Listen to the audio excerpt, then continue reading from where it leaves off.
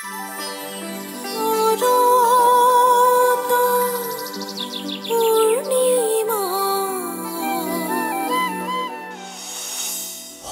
পূৰ্ণিমা বৃন্দাবন ধুনীয়া গকুলৰ গোপিনী দেখি মোহনীয়া কৃষ্ণই বংশী বায় আৰম্ভ হ'ল শ্ৰীকৃষ্ণৰ ৰাস মহোৎসৱ কৃষ্ণ বন্দনাৰে মুখৰ হৈ পৰিছে ৰাজ্যৰ আকাশ বতাহ চৌদিশে মাথো বৃন্দাবন সদৃশ পৰিৱেশ কি উজনি কি নামনি কি মধ্য অসম সকলো ফালে যেন শ্ৰীকৃষ্ণৰ বাঁহীৰ অমিয়া সুৰত বুৰ গৈছে অসমবাসী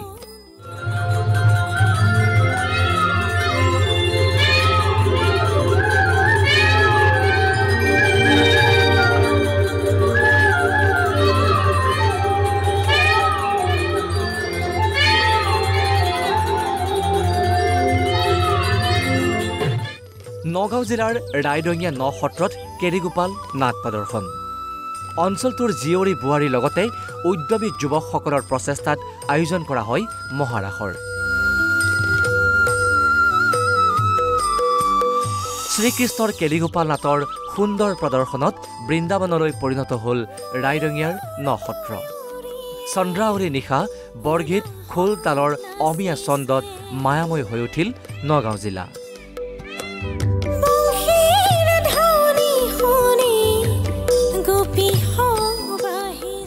সমান্তৰালভাৱে শিৱসাগৰ জিলাৰ প্ৰায় ৪৮টাকৈ স্থানত উদযাপন কৰা হৈছে ৰাস মহোৎসৱ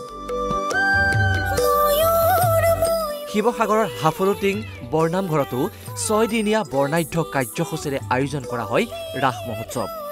২৪খন গাঁৱৰ ৰাইজে মিলি উদযাপন কৰা এই ৰাসখনৰ আছে এক অলৌকিক মহিমা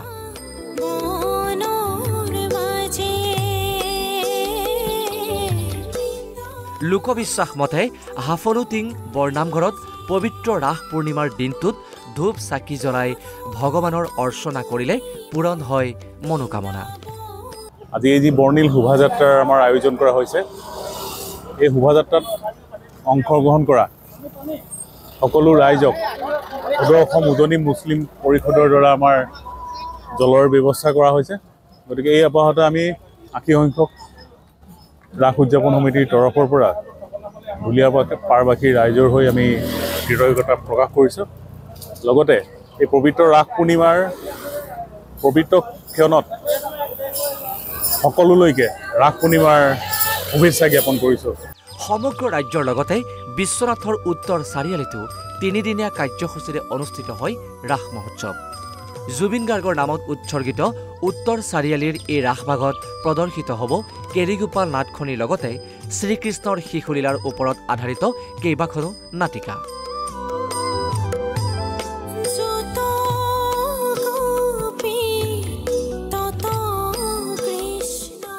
ৰাসখনৰ জৰিয়তে প্ৰাণৰ শিল্পী জুবিন গাৰ্গৰ ন্যায়ৰ দাবী জনাই সমিতিৰ উদ্যোক্তাসকলে যোৱাবাৰ জুবিন